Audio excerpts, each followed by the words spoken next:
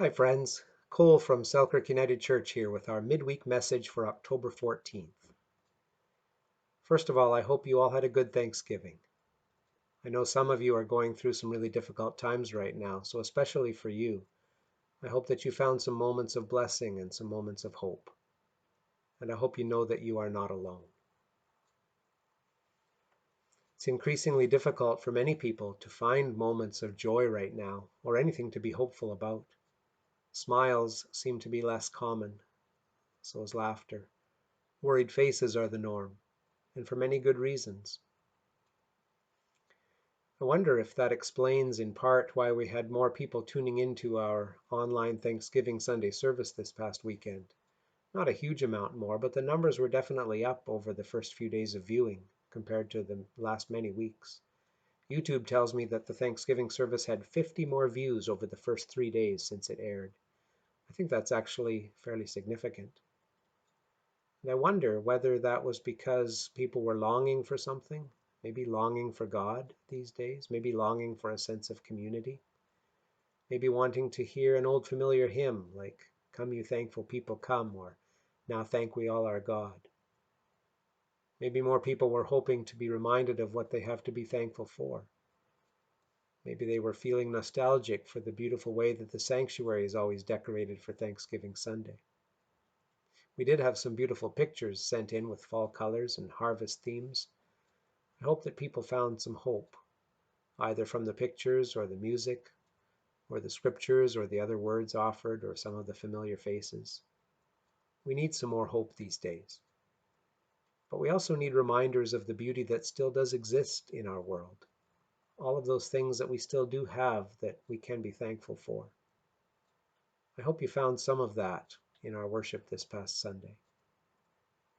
And I hope more than anything that every one of you was able to glimpse some blessing, some gift from God, some small sign that let you know that there is reason to hope, reason to laugh, reason to live. I know that those signs are all around us, even still, even these days, as the coronavirus numbers rise and the news seems to get bleaker every day. I still see those signs. God is still sending them out to us in many, many different forms, through nature, through people, through music, through dreams.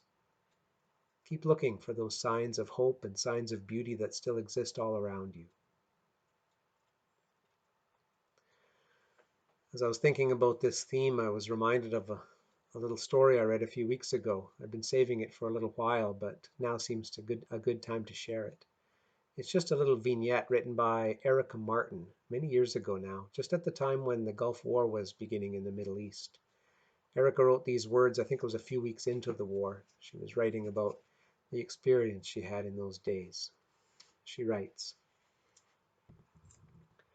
After hearing of the outbreak of war, I felt a sick, plummeting sensation in my stomach, as if I had just said something hurtful and it was too late to take it back. My feelings were directed outward, towards the powerful and power-hungry men waging war on my behalf, those who were and are, even as I write, putting at risk all that I believe in and everyone I care for. Returning home late this evening, I descended into the cavernous Toronto subway. Buskers on the subway system here are so tightly controlled that they are almost non-existent. So when I heard a clarinet echoing down the platform, I was especially curious. The clarinetist in question was obviously an unlicensed musical vigilante. He was dressed in an ankle-length denim coat, dark glasses, and big winter boots, and I could almost imagine him furtively secreting his instrument away should a subway official chance to hear the unauthorized playing. The tune was jazz, totally improvised, the floating, diving, spinning kind of music that makes me feel like I'm rounding the top of a Ferris wheel over and over again. I stood on the platform nearby, transfixed, listening with my eyes closed. When I looked up again, there was another man standing a few feet from the clarinetist, swaying and jerking to the wind-like rise and fall of the music. Just the three of us stood there together, without speaking. When the subway came, the dancing man left, and at the next train I regretfully did the same. Over the silent rumble of the moving car, I realized that musical interlude had been the first time since the beginning of the war that horror and brutality hadn't been smoldering underneath all my thoughts. I will probably never see the two men again, but I thank them both for reminding me what peace really means and why I must continue to work towards that goal. May it be soon.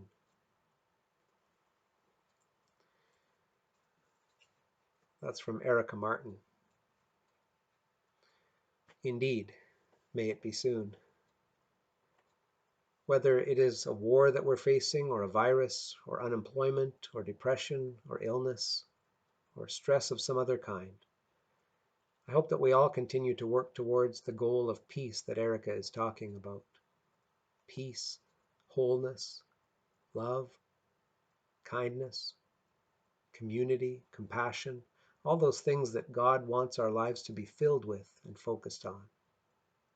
May it be soon. And may each of us help to make it so. Blessings to you and yours this mid-October day. Until next time, God be with you. I hope to see you soon.